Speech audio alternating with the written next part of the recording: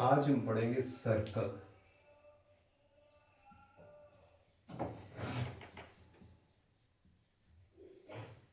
Circle क्या है?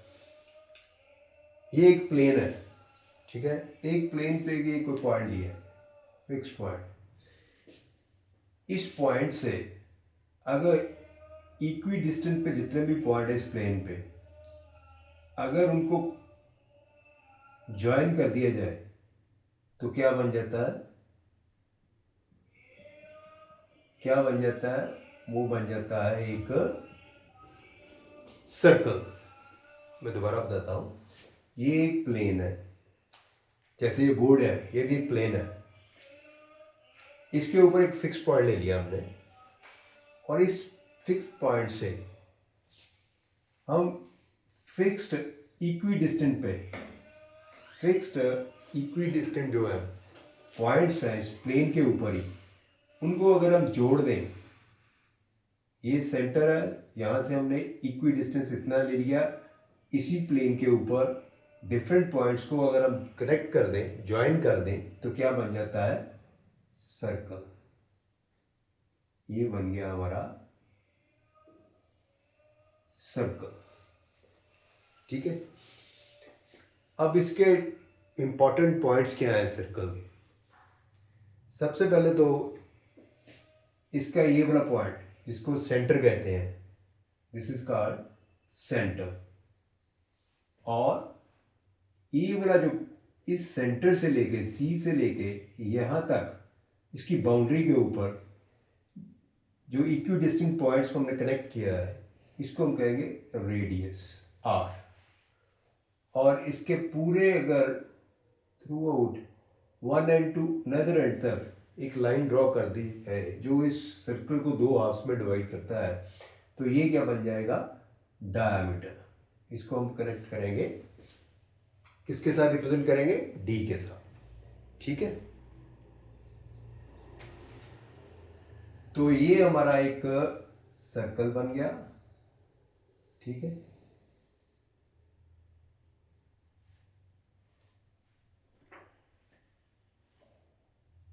ये हमारा एक सर्कल है, ये हमारा बीच में इसका सेंटर है, ये इसका रेडियस है, ठीक है, आर। अब अगर इस दोनों रेडियाई, एक ये रेडियस है आर और एक ये रेडियस है, ठीक है, इस बीच वाले पार्ट को क्या कहेंगे हम? इस बीच वाले पार्ट को हम क्या कहेंगे? सेक्टर। इसको कहेंगे हम सेक्टर, ठीक है। और अगर यहां से लेके एक लाइन यहां पर ड्रॉ की जाए, इस लाइन को हम कहेंगे कॉर्ड।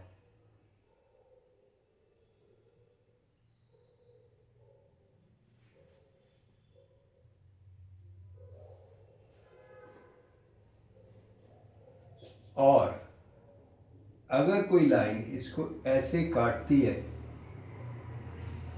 ठीक है, अगर कोई लाइन सर्कल को दो डिस्टिंक्ट पॉइंट्स पे काटती है, इंटरसेक्ट करती है, जैसे ये P और ये Q, तो इसको लाइन को हम कहेंगे सीकेंट।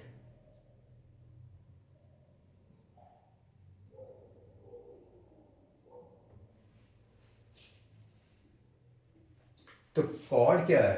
कॉर्ड जो है वो सीकेंट का ही एक पार्ट है, लेकिन इसके जो एंड पॉइंट्स होंगे, कॉर्ड के जो लाइन सेगमेंट है, इसके जो एंड पॉइंट्स होंगे, वो कहाँ पे लाई करेंगे?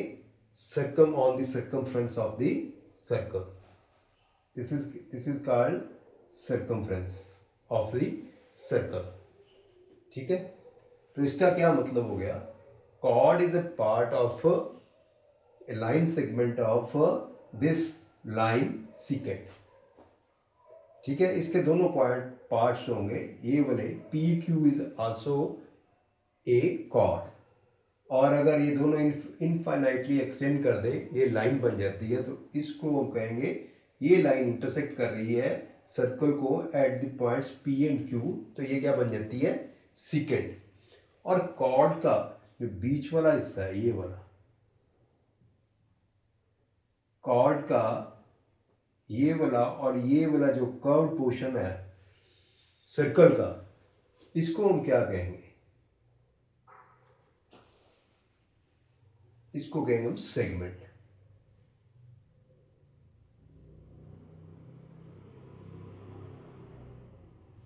ठीक है।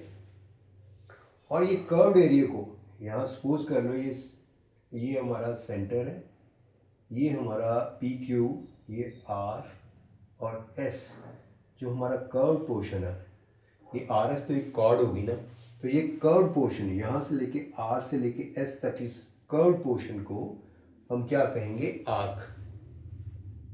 इसको कहेंगे हम आर्क ऑफ द सर्कल। ठीक है।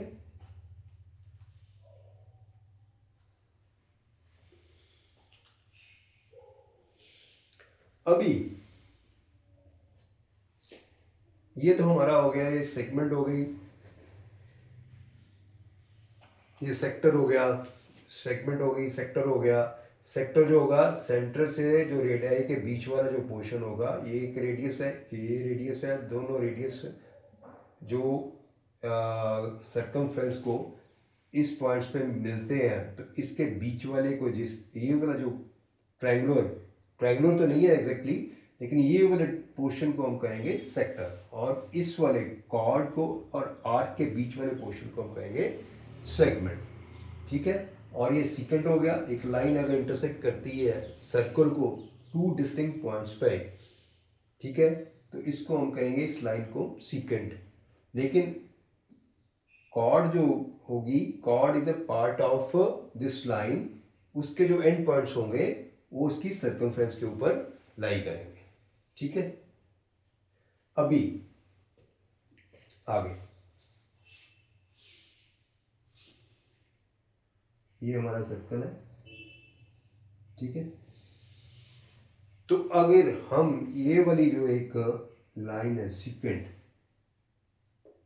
ये सीकेंट है, इसको हम इस तरफ मूव करना शुरू कर दें, एक और सीकेंट इसको यहाँ पे आ गई, एक सीकेंट और आ गई, तो हम क्या देख रहे हैं कि इसके जो पॉइंट जो इंटरसेक्ट कर रहे हैं, इसलिए लाइन है जो इस सर्कल को इंटरसेक्ट कर रही है, ये छोटे होते जा रहे हैं, जो कॉर्ड्स हैं वो छोटी होती जा रही हैं। तो एक पॉइंट ऐसा आ जाएगा जो कि इसको लाइन इसको बिल्कुल नज़दीक से छू कर निकल जाएगी। ठीक है। ये वाले पॉइंट को हम कहेंगे point of contact. Point of contact मतलब पॉइंट ऑफ कांटेक्ट किसका, इस लाइन का और इस सर्कल का। ठीक है। और इस लाइन को हम कहेंगे टेंजेंट। ये लाइन क्या बन जाएगी, टेंजेंट। और ये वाला पॉइंट यहां पे ये टेंजेंट सर्कल को छू के निकलेगी, उसको कहेंगे point of contact. Point of contact. ठीक है। इसका क्या मतलब हो गया, इसका मतलब हो गया टेंजेंट सर्कल को किसी एक ही पॉइंट पे टच करेगी, और वो वाला जो पॉइंट होगा उसको कहेंगे पॉइंट ऑफ कांटेक्ट। और वो वाला पॉइंट जो होगा वो कॉमन होगा किसके ऊपर, इस लाइन इस टेंजेंट के ऊपर, और सर्कल का जो पॉइंट ऑफ कांटेक्ट होगा दोनों के ऊपर वो कॉमन होगा, इसके अलावा और कोई पॉइंट नहीं होगा। और दूसरी बात ये वाला जो पॉइंट होगा वो सेंटर से नियरेस्ट होगा। मेरे कहने का क्या मतलब है, ये एक टेंजेंट है, जैसे ही एक सर्कल है, ठीक है,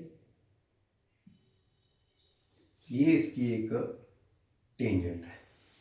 ठीक है। ये जो टेंजेंट के ऊपर ये पॉइंट ऑफ कांटेक्ट होगा, ये वाला जो पॉइंट ऑफ कांटेक्ट है,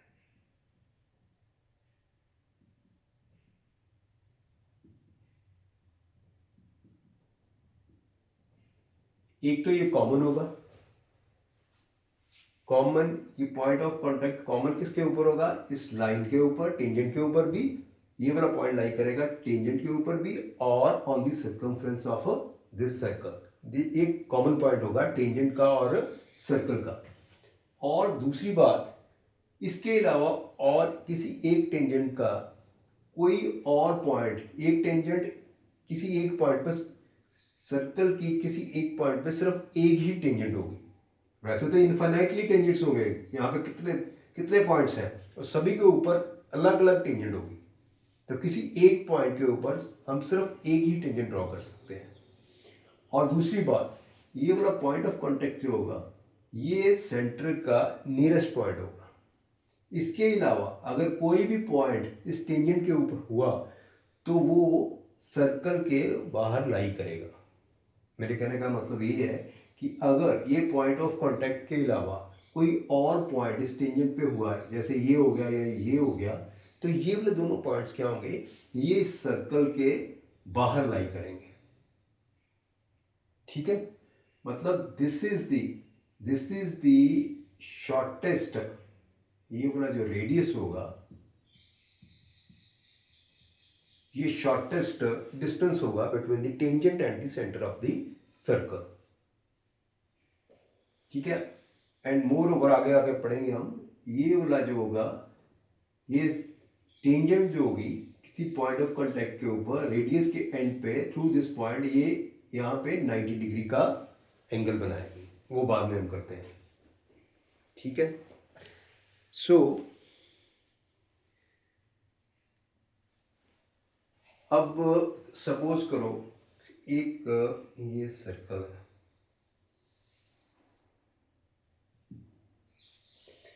तो किसी बाहर के पॉइंट से, एक पॉइंट है जो सर्कल के बाहर है, यहां से हम सिर्फ दो टेंजेंट्स ही इसके ऊपर ड्रॉ कर सकते हैं। ठीक है, ये पॉइंट P है, ये O है, तो P पॉइंट से सर्कल के ऊपर हम सिर्फ दो टेंजेंट्स ही ड्रॉ कर सकते हैं। किसी एक पॉइंट जो कि सर्कल के बाहर लाई कर रहा हो, वहां से हम सर्कल के ऊपर सिर्फ दो टेंजेंट्स ही ड्रॉ कर सकते हैं, इसके अलावा नहीं। और एक P is a point outside, lying outside the circle, and PR and PQ are two tangents drawn from this point to this circle, this circle. ठीक है, तो ये क्लियर हो गया आपको।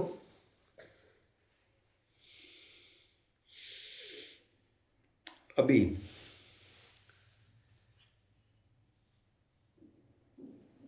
इंपॉर्टेंट पॉइंट्स तो मैंने आपको सभी बता दिए।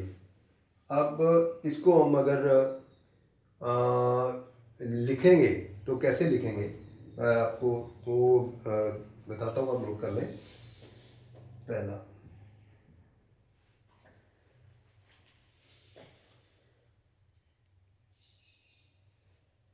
अभी एक है equal chords.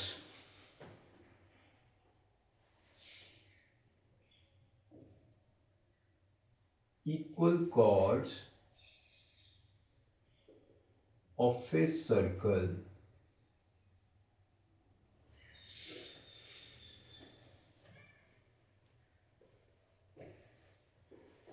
subtend equal angles at the center। ठीक है,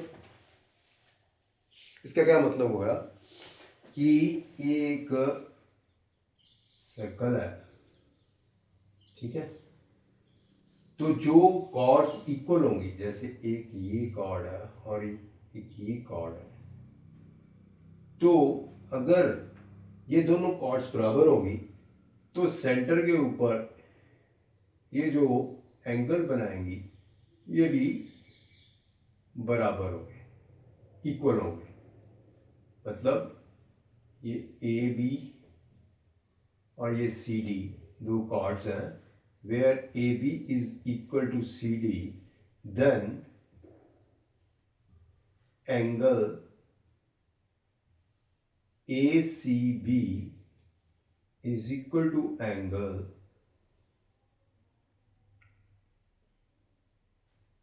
ई सी डी। ठीक है, ये वाला जो एंगल होगा ये इसके बराबर होगा। ओके, सेकंड,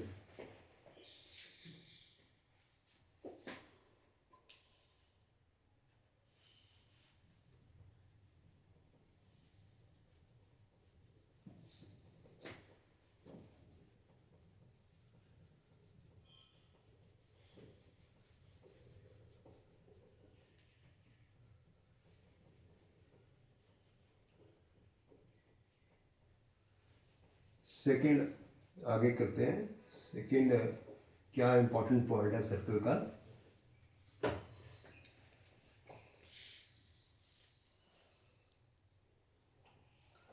इसका कन्वर्स है। If the angle subtended bye two chords at the center are equal, then the chords are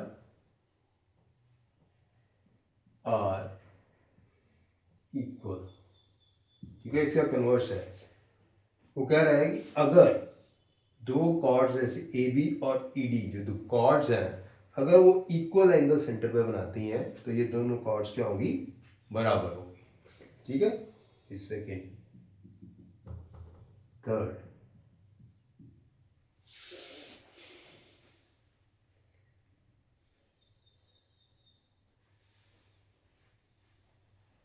ये तो आपने पढ़ा होगा कि perpendicular from the centre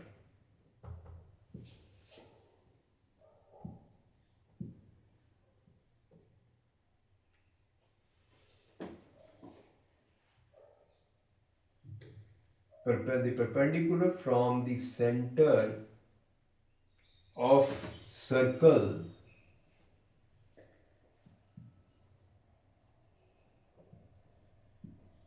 to any chord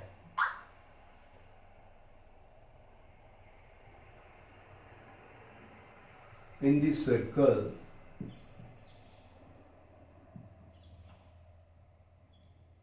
bisects the chord।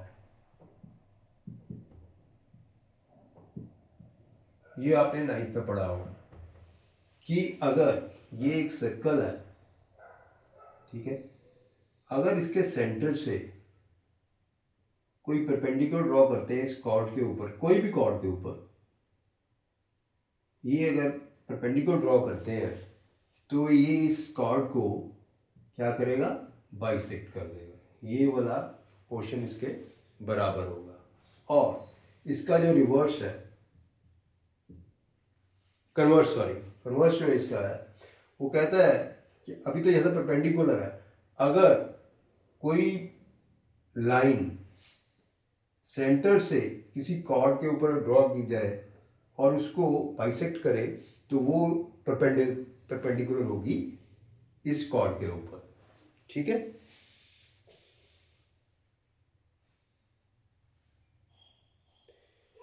The line, इसका ये क्या है, इसका कन्वर्स है। The line drawn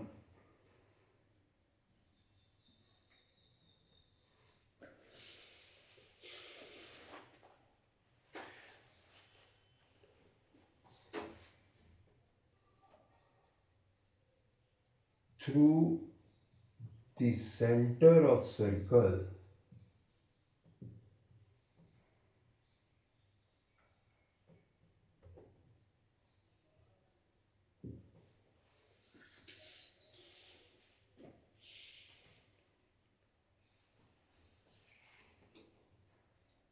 to bisect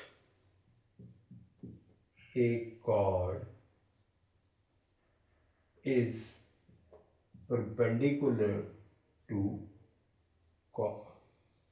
कहते हैं कि अगर सेंटर से कोई लाइन ड्रॉ की जाती है टू बाइसेक्ट, मतलब इस कॉर्ड के ऊपर कोई लाइन थ्रू द सेंटर अगर कोई ड्रॉ की जाती है टू बाइसेक्ट दिस कॉर्ड, तो ये वाली जो लाइन होगी, ये वाली line C D will be is perpendicular to the chord. ठीक है, आगे fifth,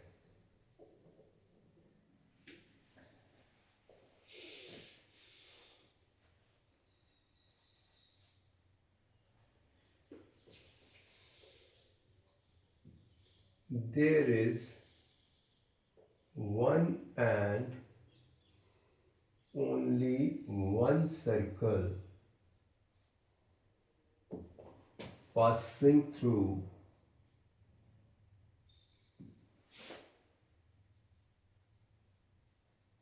three collinear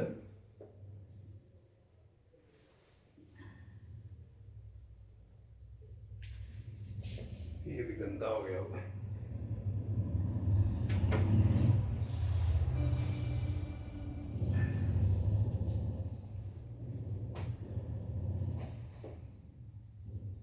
three non-collinear points। इसका क्या मतलब हुआ कि एक ही सर्कल, सिर्फ एक ही सर्कल पास करेगा थ्री नॉन कोलिनियर पॉइंट से। जैसे ये तीन नॉन कोलिनियर पॉइंट्स हैं, तो इन तीनों में से सिर्फ एक ही सर्कल जो होगा वो पास करेगा।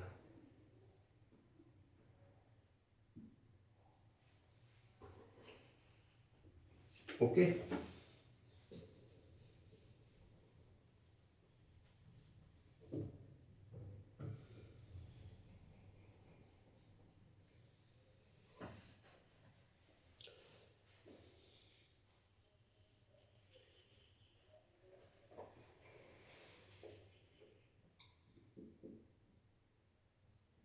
equal chords are equidistant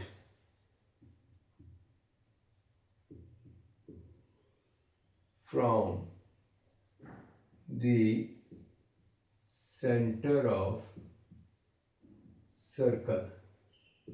कहने का क्या मतलब हुआ कि जो इक्वल कॉर्ड्स होंगे वो अगर सेंटर से इक्वी डिस्टेंट है, तो पहले तो इक्वल कॉर्ड्स जो इक्वल होंगी वो सेंटर से इक्वी डिस्टेंट होंगी। जैसे ये एक सर्कल है और ये दोनों कॉर्ड है, अगर दोनों की लेंथ एक जैसी है, मतलब दोनों बराबर है, तो ये दोनों सेंटर से सेम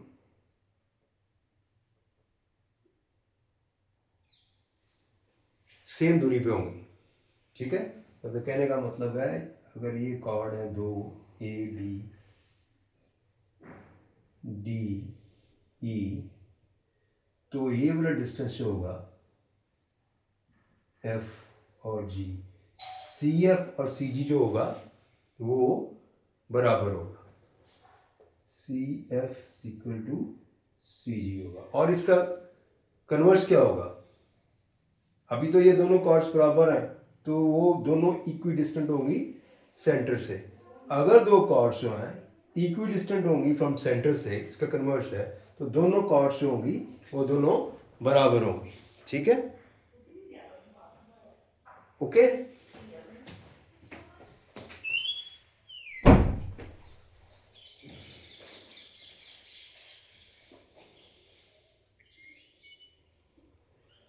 इसका मतलब chords equidistant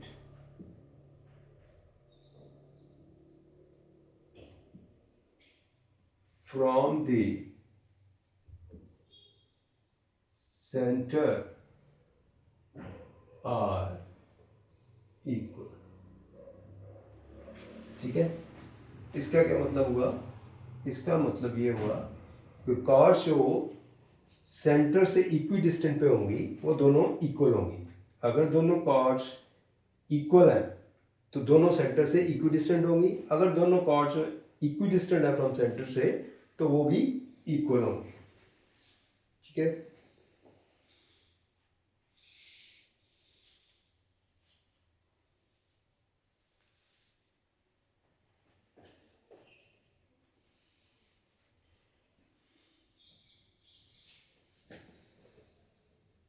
आगे वाला एक पॉइंट है, वो भी इम्पोर्टेंट पॉइंट है इसका सर्कल के बारे में। वो है पॉइंट कि अगर एक आर्क जो है वो सेंटर पे जो एंगल बनाती है वो डबल होगा, जो कि सेम आर्क जो होगी उसकी सरकमफ्रेंस के ऊपर बनाएगी। ठीक है,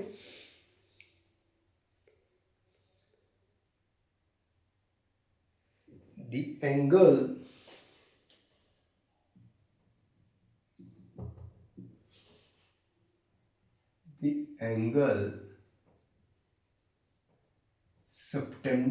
subtended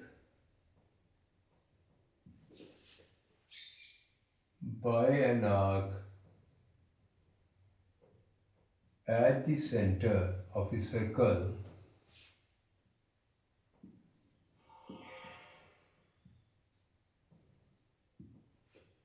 is double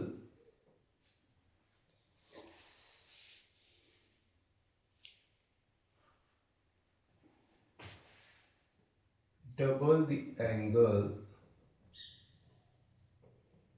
subtended by it at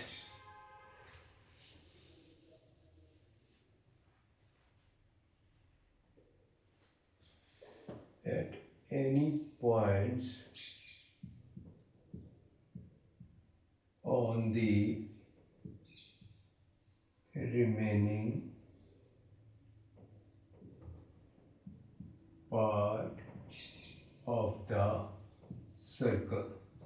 ये बहुत ज़्यादा इम्पोर्टेंट है, कहीं पे बहुत जगह पे यूज़ होती है। एक ये वाला और एक वाला ये वाला, ये जो ये वाला, ये अगर सेंटर से कोई लाइन ड्रॉ की जाए किसी कॉर्ड के ऊपर तो वो परपेंडिकुलर ड्रॉ किया जाए तो वो उसको बाइसेक्ट करेगी। या अगर कोई लाइन ड्रॉ की जाए थ्रू सेंटर और इसको बाइसेक्ट करेगी, बाइसेक्ट करने के लिए तो ये परपेंडिकुलर होगा, अगर ये परपेंडिकुलर है तो ये कॉर्ड को बाइसेक्ट करेगा। ये वाली बहुत ज़्यादा इंपॉर्टेंट है और ये वाली भी बहुत ज़्यादा इंपॉर्टेंट है। वैसे तो सारी इंपॉर्टेंट है, लेकिन यार इस मतलब भी 10th में हमें इसका काफ़ी यूज़ आगे आपको देखने को मिलेगा। एक और है कि अगर बाहर के कोई पॉइंट सर्कल के बाहर लाई करता है तो वहाँ से 2 टेंजेंट्स ड्रॉ की जाती हैं। वो वाला भी पॉइंट जो है वो आपको आपके लिए काफ़ी इंपॉर्टेंट है। तो ये है the angle subtended by an arc. ये देखिए ये एक एंगल है, ये सर्कल है। The angle subtended by an arc, ये एक आर्क है। सपोज करो ये एक आर्क है सी, ये आर्क है एक ए सी,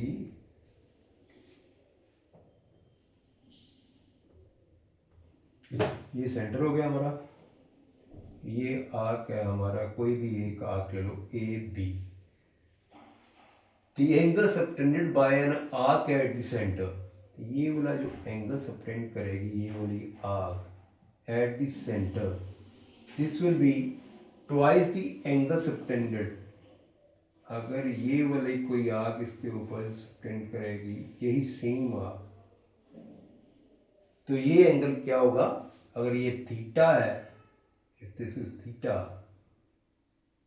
तो ये क्या होगा? Twice theta.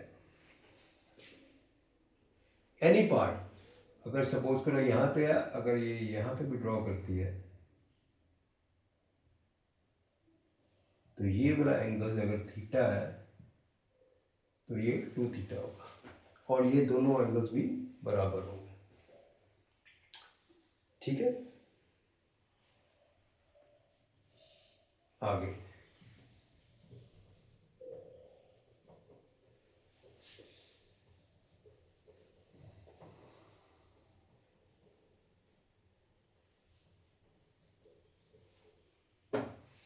ये हो गया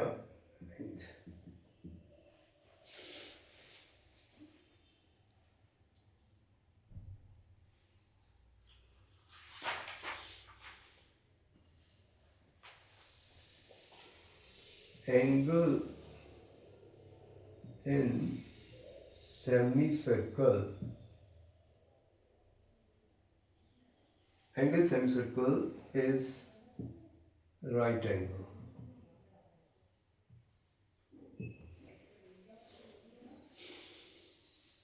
इसका क्या मतलब है कि अगर ये एक सर्कल है, ये इसका डाया है, ये सेमी सर्कल बन गया ना हमारा, ये वाला क्या बन गया, सेमी सर्कल हो गया ना ये, तो ये वाला जो एंगल होगा कहीं भी, ये हमेशा 90 डिग्री होगा।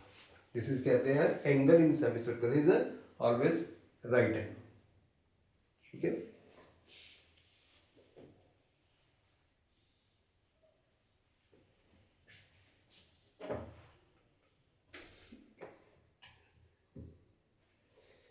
एक है हमारा साइक्लिक कोऑर्डिनेटर, साइक्लिक कोऑर्डिनेटर। ठीक है, इस साइक्लिक कोऑर्डिनेटर क्या होता है, इसके सारे वर्टिसेस जो होंगे वो सारे के सारे सरकमफ्रेंस के ऊपर लाई करेंगे सर्कल की। जैसे ये एक सर्कल है तो ये कोऑर्डिनेटर है, तो इसके सारे vertices A B C D ये क्या होंगे, सरकमफ्रेंस के ऊपर लाई करेंगे और इसको कहेंगे हम cyclic coordinator.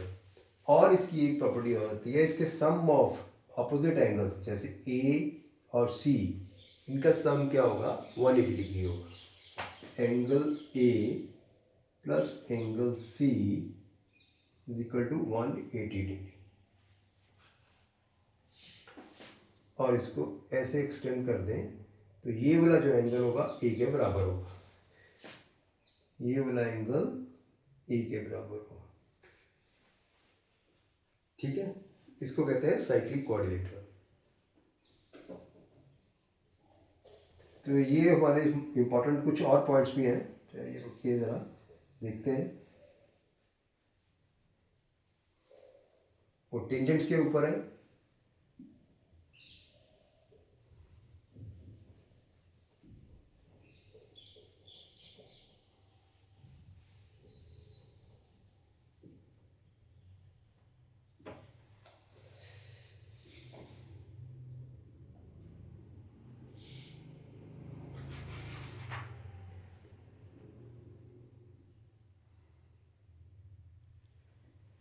there is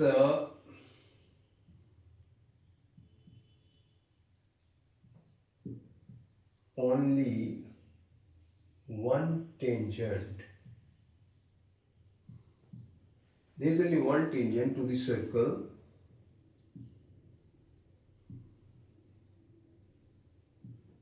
at the point of contact.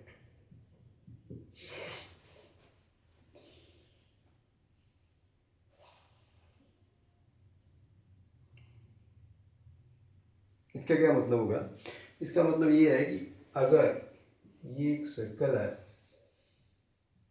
तो ये वाला को पॉइंट ऑफ कांटेक्ट है टेंजेंट का, सपोज करो ये पॉइंट ऑफ कांटेक्ट है ये वाला,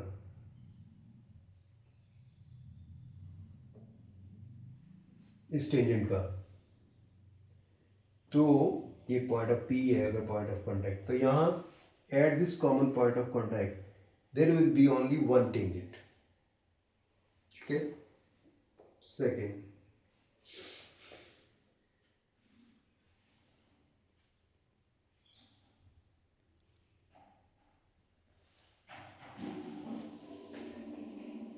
एक सपोज करो ये एक सर्कल है,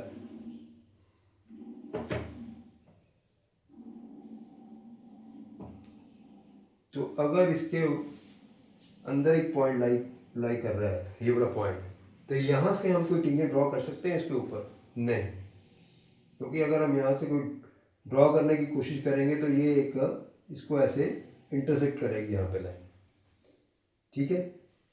और अगर बाहर से हम करेंगे हम, तो वहाँ से हम सिर्फ 2 टेंजेंट्स ही ड्रॉ कर सकते हैं इसके ऊपर, और एक पॉइंट ऑफ कांटेक्ट के ऊपर कोई पॉइंट है अगर इसकी सर्कमफ्रेंस के ऊपर सर्कल की, तो वहां से सिर्फ एक ही टेंजेंट ड्रा की जाएगी। ओके, मतलब 3 पॉइंट हो गए। अगर तो पॉइंट अंदर लाई करता है, ये बड़ा जो है, कोई पॉइंट अगर अंदर लाई करता है तो वहां से कोई भी टेंजेंट ड्रॉ नहीं की जा सकती सर्कल के ऊपर। अगर बाहर पॉइंट लाई करता है कोई, वहां से केवल only 2 tangents can be drawn to the circle, और एक पॉइंट जो कि इसकी सर्कमफ्रेंस के ऊपर है सर्कल की, वहां से सिर्फ एक ही टेंजेंट ड्रॉ की जा सकती है, ठीक है। आगे करते हैं इसके।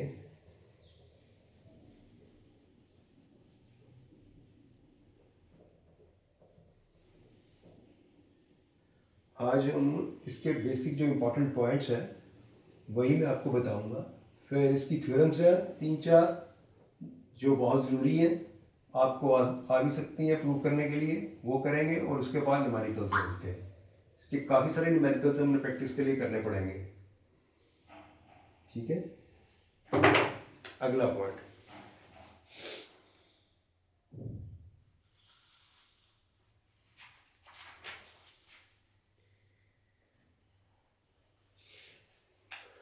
एक है जैसे एक ये सर्कल है,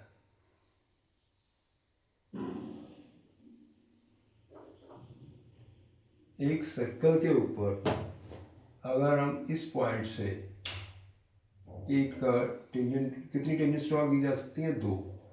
यहाँ से हमने कितनी टेंजेंट ड्रॉ की? 2 टेंजेंट्स। एक ये पॉइंट आ गया, यहाँ से हम कितनी टेंजेंट्स ड्रॉ कर सकते हैं? 2 टेंजेंट्स। एक तो ये हो गई, ठीक है, और एक यही हो गई, और एक ये पॉइंट है। पहले ये पॉइंट से हमने कितनी टेंजेंट्स ड्रॉ की? 2 टेंजेंट्स।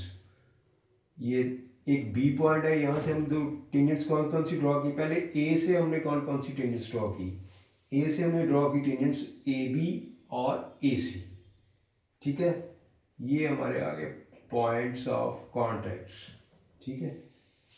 और बी एक पॉइंट लाई करता है आउटसाइड दिस सर्कल, ठीक है।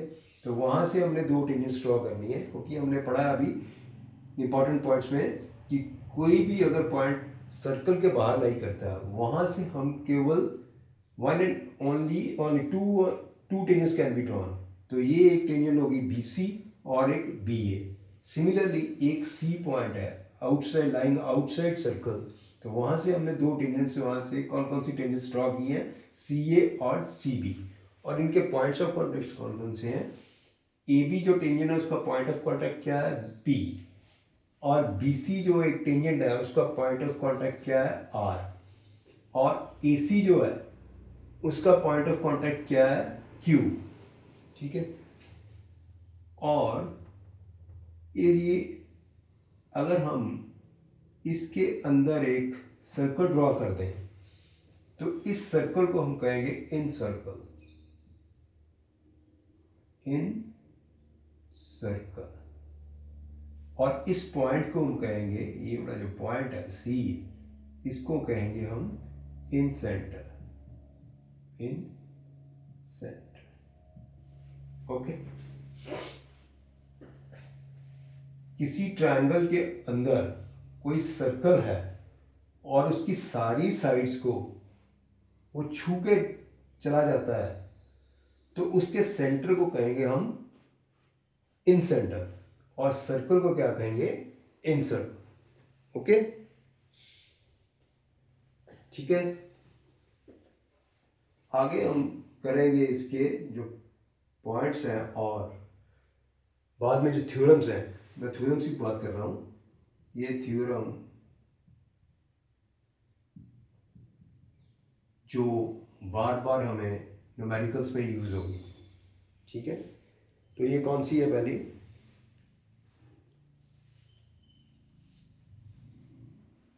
A tangent to the circle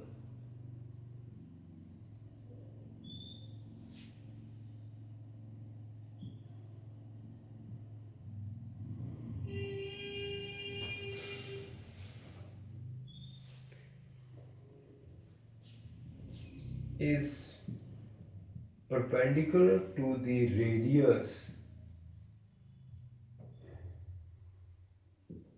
through the point of contact. A tangent to circle is perpendicular to the radius through the point of contact. इसका क्या मतलब हुआ कि अगर ये एक सर्कल है, इसके ऊपर कोई टेंजेंट है, कोई ये स्ट्रिंग बन गई, ये एक सर्कल के ऊपर अगर कोई ये एक टेंजेंट है तो ये परपेंडिकुलर होगी। ये किसके परपेंडिकुलर होगी? ये परपेंडिकुलर होगी रेडियस के थ्रू पॉइंट ऑफ कांटेक्ट। मतलब कहने का मतलब ये है कि अगर ये कोई टेंजेंट है, अगर ये सर्कल को इस पॉइंट पे टच करती है, this is the point of contact, तो ये रेडियस के परपेंडिकुलर होगी। ये टेंजेंट को अगर इस सर्कल को इस पॉइंट पे कांटेक्ट करती है तो ये रेडियस के ऊपर परपेंडिकुलर होगी।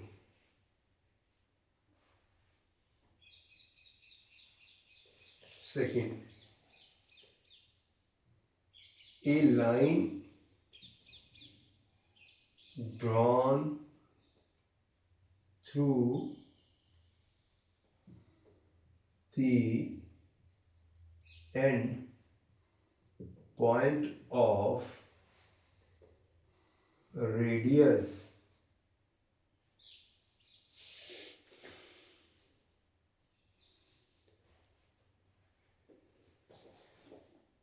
and perpendicular to it is tangent to the circle। ये इसका कन्वर्स हो गया। कहने का मतलब है कि अगर ये सर्कल है,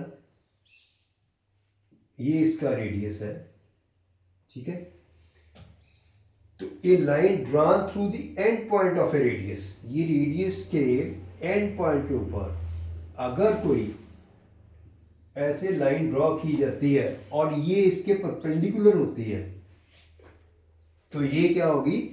this line is a tangent to the circle.